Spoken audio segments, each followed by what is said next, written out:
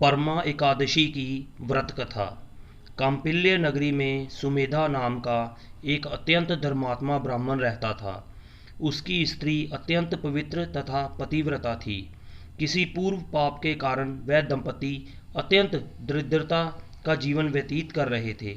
ब्राह्मण को भिक्षा मांगने पर भी भिक्षा नहीं मिलती थी। उस ब्राह्मण की पत्नी वस्त्रों से रहित होते हुए भी अपने पति की सेवा करती थी तथा अतिथि को अन्न देकर स्वयं भूखी रह जाती थी और पति से कभी किसी वस्तु की मांग नहीं करती थी। दोनों पति पत्नी घोर निर्धनता का जीवन व्यतीत कर रहे थे। एक दिन ब्राह्मण अपनी स्त्री से बोला, हे प्रिय, जब मैं धनवानों से धन की याचना करता हूँ तो वह मुझे मना कर देते हैं। गृहस्थी धन के बिना नहीं चलती, इसलिए यदि तुम्हारी सहमति हो तो मैं परदेश जाकर कुछ काम करूं, क्योंकि विद्वानों ने कर्म की प्रशंसा की है। ब्राह्मण की पत्नी ने विनीत भाव से कहा, हे स्वामी, मैं आपकी दासी हूँ। पति अच्छा और बुरा जो कुछ भी कहे, पत्नी को वही करना चाहिए। मनुष्य को पूर्व जन्म के किए कर्मों का फल मिलता है। सुमेरु पर्वत पर रहते हुए भी मनुष्य को बिना भाग्य के स्वर्ग नहीं मिलता। पूर्व जन्म में जो मनुष्य विद्या और भूमि दान करते हैं, उन्हें अगले जन्म में विद्या और भूमि की प्राप्ति होती है। ईश्वर ने भाग्य में जो कुछ लिखा है उसे टाला नहीं जा सकता। यदि कोई मनुष्य दान नहीं करता तो प्रभु उसे केवल अन्न ही देते हैं। इसलिए आपको इसी स्थान पर रहना चाहिए, क्योंकि मैं आपका विछोह नहीं सह सकती।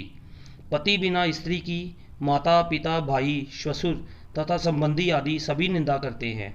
इसलिए हे स्वामी, कृपा करके आप कहीं न जाएं। जो भाग्य में होगा वह यहीं प्राप्त हो जाएगा। स्त्री की सलाह मानकर ब्राह्मण प्रदेश नहीं गया। इसी प्रकार समय बीतता रहा। एक बार कौंडिल्य ऋषि वहां आए। ऋषि को देखकर ब्राह्मण सुमेधा और उसकी स्त्री ने उन्हें प्रणाम किया और बोले, आज हम धन्य हुए। आपके दर्शन से आज हमारा जीवन सफल हुआ। ऋषि को उन्होंने आसन तथा भोजन दिया। भोजन देने के बाद पतिव्रता ब्राह्मणी ने कहा, हे ऋषिवर, कृपा कर आप मुझे दरिद्रता का नाश करने की विधि बतलाइए। मैंने अपने पति को प्रदेश में जाकर धन कमाने से रोका है। मेरे भाग्य से आप आ गए हैं। मुझे पूर्ण विश्वास है कि अब मेरी दरिद्रता शीघ्र ही नष्ट हो जाएगी। अतः आप हमारी दरिद्रता नष्ट करने के लिए कोई उपाय बताएं।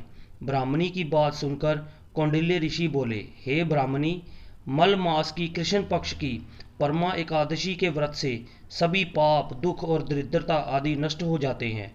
जो मनुष्य इस व्रत को करता है वह धनवान हो जाता है। इस व्रत में नृत्य गायन आदि सहित रात्रि जागरण करना चाहिए। ये एकादशी धन वैभव देती है तथा पापों का नाश कर उत्तम गति भी प्रदान करने वाली होती है। धनापति कुबेर ने भी इस एकादशी व्रत का पालन किया था, जिससे प्रसन्न होकर भगवान भोलेनाथ ने उन्हें धनाध्यक्ष का पद प्रदान किया। इसी व्रत के प्रभाव से सत्यवादी राजा हरिश्चंद्र को पुत्र, स्त्री और राज्य की प्राप्ति हुई थी। तदुपरांत कौंडिल्य ऋषि ने उन्हें एकादशी के व्रत का समस्त विधान कह सुनाया। ऋषि ने कहा, हे ब्राह्मणी, पंचरात्रि व्रत इससे भी ज्यादा उत्तम है। परमा एकादशी के दिन प्रातःकाल नित्य कर्म से निवृत्त होकर विधान पूर्वक पंचरात्रि व्रत आरंभ करना चाहिए। जो मनुष्य के 5 दिन तक निर्जल व्रत रखते हैं वे अपने माता पिता और स्त्री सहित स्वर्गलोक को जाते हैं। जो मनुष्य 5 दिन तक संध्या को भोजन करते हैं वह स्वर्ग को जाते हैं। जो मनुष्य स्नान करके 5 दिन तक ब्राह्मणों को भोजन कराते हैं वह समस्त संसार को भोजन कराने का फल पाते हैं। जो मनुष्य इस व्रत में अश्वदान करते हैं उन्हें तीनों लोगों को दान करने का फल मिलता है। जो मनुष्य उत्तम ब्राह्मण को तिल दान करते हैं वह तिल की संख्या के बराबर वर्षों तक विष्णु लोक में वास करते हैं।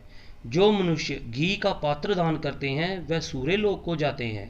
जो मनुष्य 5 दिन तक ब्रह्मचार्य पूर्वक रहते हैं वे देवंगनाओं के साथ स्वर्ग को जाते हैं।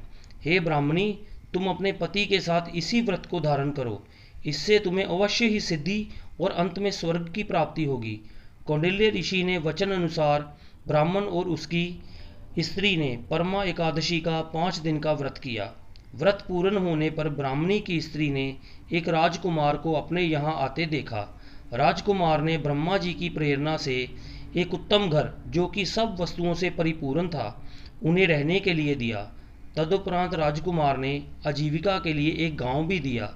इस प्रकार ब्राह्मण और उसकी स्त्री की गरीबी दूर हो गई और पृथ्वी पर काफ़ी वर्षों तक सुख भोगने के पश्चात वे पति पत्नी श्री विष्णु के उत्तम लोक को प्रस्थान कर गए।